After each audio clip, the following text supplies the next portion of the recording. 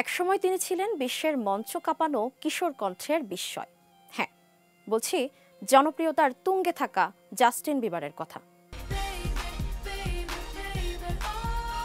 Baby গানটি গেয়ে পুরো পৃথিবীকে মাতিয়ে দেয়া সেই ছেলেটি আজ জীবনের কঠিন বাস্তবতার মুখোমুখি।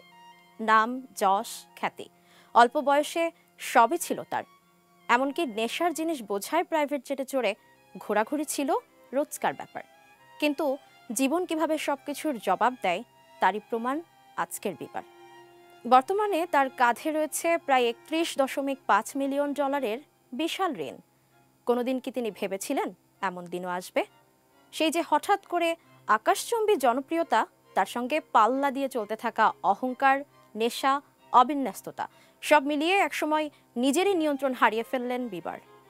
তখন কেউ বুঝিয়ে বললেও শোনার মতো সময় ছিল না তার, কারণ সাফল্যের শব্দে মানুষের নিজের অন্তরের সতর্ক সংকেতও ঢেকে যায়। জাস্টিন বিবার এখন শারীরিকভাবে অসুস্থ, ক্যারিয়ার ধুঁকছে, কনসার্ট বাতিল হয়েছে একের পর এক। অথচ একসময় তার কনসার্টের টিকিট পাওয়া মানে ছিল ভাগ্যের ব্যাপার।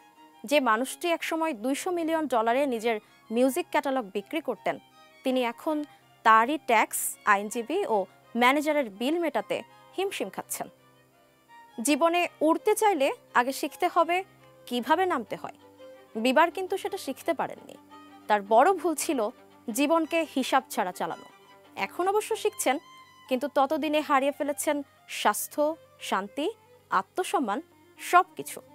যে কোনো সাফল্যই যদি নিয়ন্ত্রণের বাইরে চলে যায়, তবে তার নিজের ধ্বংস ডেকে আনে। এখানে যদি শেষ হতো, তবে জীবন শুধুই ট্র্যাজেডি হয়ে থাকতো। কিন্তু কে জানে, বিবারের জীবনের পরতে পরতে রয়েছে শুধুই ট্র্যাজেডি। একসময় যে হাত মাইক্রোফোন ধরতো, সেই হাত পাচ্ছে স্ত্রীর কাছে সাহায্যের জন্য। একসময় যে মানুষ লক্ষ কোটি ডলারের চেক স্বাক্ষর করতেন, তিনিই এখন তাকিয়ে থাকেন স্ত্রী হেইলির রোড ব্র্যান্ড বিক্রির অর্থের দিকে। কিন্তু সেটাও বিবারের জীবনে স্থায়ী হলো না। মাদকাসক্তি থেকে বের হতে না পারার কারণে হেইলি বিবারের 6 বছরের দাম্পত্য জীবন আজ ভাঙনের মুখে। তাদের 5 মাসের সন্তানের ওপর বাবার প্রভাব যেন না পড়ে, সেটাই তাদের বিচ্ছেদের মূল কারণ। জাস্টিন বিবার আমাদের শিখিয়ে দিলেন, তারকা মানেই অমরত্ব নয়, সাফল্য মানেই স্থায়িত্ব নয়।